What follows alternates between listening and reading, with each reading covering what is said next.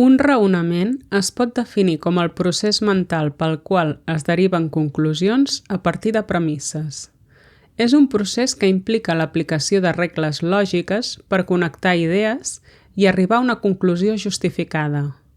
Quan aquest procés està ben fet, parlem de raonaments vàlids. I quan no, quan està mal fet, parlem de sofismes, paralogismes o fal·làcies. Mirem amb una mica més de deteniment què signifiquen aquests termes. Un sofisme és un raonament invàlid amb aparença de veritat. El terme sofisme prové del grec antic. Sofisme, que significa engany o argúcia. Està relacionat amb els sofistes i amb el que pensaven d'ells Sòcrates, Plató i Aristòtil. Els sofistes, un grup de filòsofs i professors de retòrica de l'antiga Atenes, eren coneguts per la seva habilitat per argumentar a favor dels diferents angles que pot tenir una qüestió.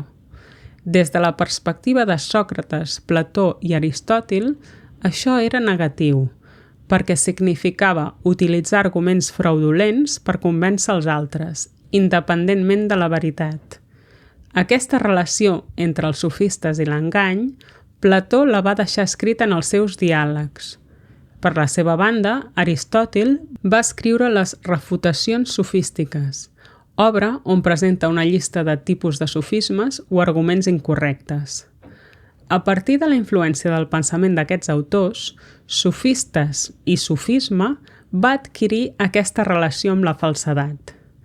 Avui en dia, quan parlem de sofismes, pensem en arguments deliberadament enganyosos que apareixen en contextos polèmics i dins de retòriques que tenen la clara intenció de persuadir o manipular.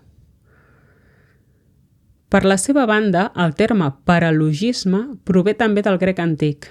Paralogismos, una paraula composta del terme para, que expressa oposició o desviació, i logismos, que significa raonament. Així, paralogisme significa literalment oposició o desviació del raonament, és a dir, raonament fals. Aquest concepte també apareix en els escrits sobre lògica d'Aristòtil, el qual el relaciona directament amb la falsedat a causa d'un error en l'estructura o la forma de l'argument. En l'època moderna, el terme va adquirir més rellevància per l'ús que en va fer Kant. A la crítica de la raó pura, Kant va emprar paralogisme per referir-se als errors que comet la raó quan intenta explicar el jo o l'ànima humana. En l'actualitat, paralogisme s'utilitza principalment en cercles acadèmics per parlar sobretot dels errors involuntaris en els raonaments o en l'argumentació. Finalment, una fal·làcia és també un raonament incorrecte que sembla vàlid. Les fal·làcies poden ser tant intencionades com no intencionades. És un terme que va aparèixer més tard que sofisme o paralogisme. Etimològicament, fal·làcia prové del llatí, fal·làquia, que significa trampa o engany. Aquesta paraula té les seves arrels en el verb fallere, que significa enganyar.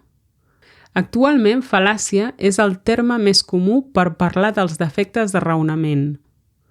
Per aquesta raó, quan des de la filosofia intentem distingir, classificar o parlar de la naturalesa d'aquests errors o defectes, fem referència als tipus de fal·làcia. I no tant als tipus de sofismes o paralogismes. I amb això hem acabat l'esquema de l'explicació sobre els sofismes, els paralogismes i les fal·làcies.